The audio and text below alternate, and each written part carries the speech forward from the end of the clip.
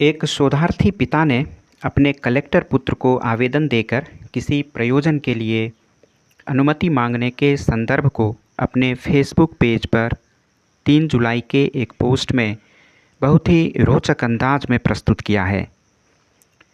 शोधार्थी पिता श्री लोकेशरण जी लिखते हैं कि काफ़ी दिनों से आजकल करते करते बिलासपुर आ ही गया। अध्ययन अध्यापन के लिए कहाँ कहाँ जाना है इसकी सूची पहले ही बनाकर रख लिया था। बिलासपुर से मेरी कई यादें जुड़ी हुई हैं। पहली बार 2012 में यहाँ आने का तब मौका मिला था जब श्री अवनीश नगर निगम बिलासपुर के कमिश्नर थे। उन दिनों मैं अपने शोध प्रबंध की तैयारी में जुटा था। तब यहाँ के प्रमुख शिक्षण संस्थानों व पुस्तकालयों से जुड़ने का अवसर मिला। उन दिनों ठाकुर राम सिंह सर बिलासपुर के कलेक्टर हुआ करते थे। उनसे लिखित अनुमति लेकर कुछ अभिलेखों का संग्रह करने का मौका भी मिला। आज श्री अवनीश बिलासपुर के कलेक्टर के रूप में पदस्थ हैं। श्री लोकेशरण जी आगे लिखते हैं कि मेरी सूची में पहले स्थान पर 1873 में स्थापित सेंट्रल जेल बिलासपुर का नाम दर्ज था। इसका कारण यह था कि मेरे बचपन की प्रिय कविता पुष्प की अभिलाषा की रचना महान स्वतंत्रता सेनानी, प्रखर साहित्यकार, ओजस्वी कवि व पत्रकार पंडित माखनलाल चतुर्वेदी ने बंदी जीवन के दौरान इसी जेल में की थी। उनकी स्वर्णिम यादें इस जेल से जुड़ी हुई हैं। उन दिनों वे जबलपुर से कर्मवीर नाम से अपना अखबार प्रकाशित करते थे। वे कांग्रेस के जुझारू कार्यकर्ता भी थे। 1921 में गांधी जी ने असहयोग आंदोलन की घोषणा की। चतुर्वेदी जी भी इस आंदोलन में कूद पड़े। इसी दौरान चतुर्वेदी जी बिलासपुर आए थे। 4 जुलाई 1921 को शहर के सनिचरी बाजार में ब्रिटिश सरकार की तानाशाही के विरोध में सभा का आयोजन किया गया था। मुख्य वक्ता के रूप में चतुर्वेदी जी ने जोरदार भाषण किया। अगले ही दिन 5 जुलाई 1921 को उन्हें गिरफ्तार कर जेल में डाल दिया गया। लगभग 8 माह तक वे सेंट्रल जेल बिलासपुर में कैद रहे। इसी दौरान उन्होंने अपनी कालजयी कविता पुष्प की अभिलाषा की रचना की थी। श्री लोकेशरण जी आगे लिखते हैं कि बिलासपुर आने के बाद मैंने अपने पुत्र कलेक्टर श्री अवनीश से सेंट्रल जेल बिलासपुर का भ्रमण करा देने को कहा। वह तुरंत तैयार हो गया।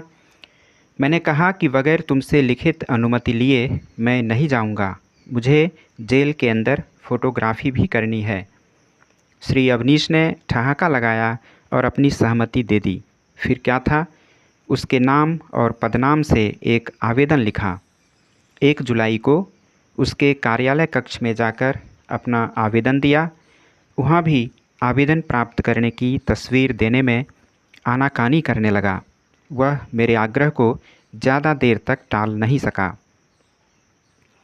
आवेदन की पावती भी मिल गई। मैं तो भाव विभोर हो रहा था।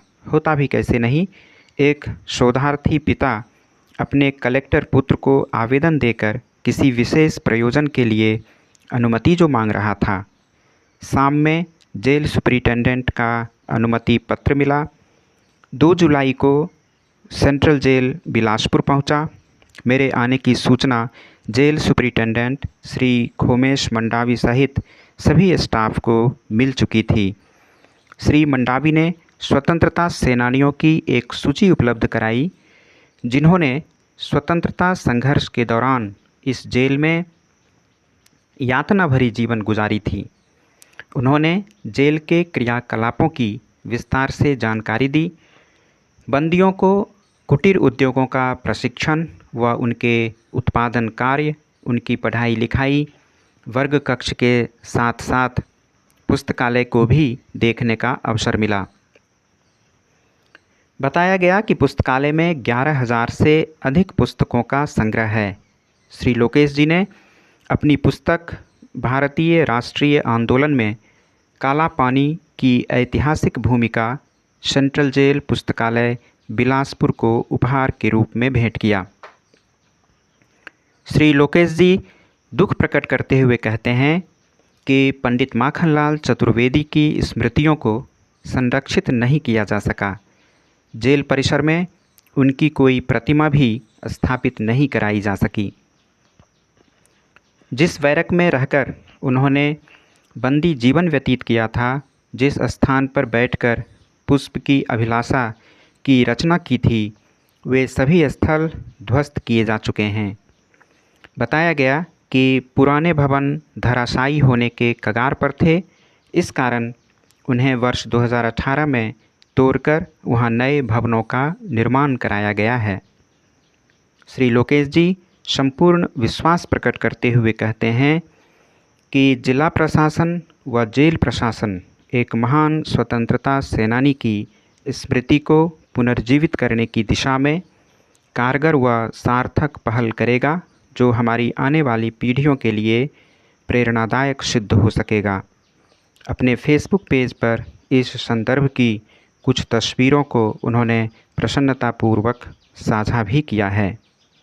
मिथिला न्यूज़ टुडे के लिए मैं पंडित विजय शंकर झा। नई जानकारियों से जुड़े रहने के लिए इस चैनल को सब्सक्राइब और शेयर करें। धन्यवाद।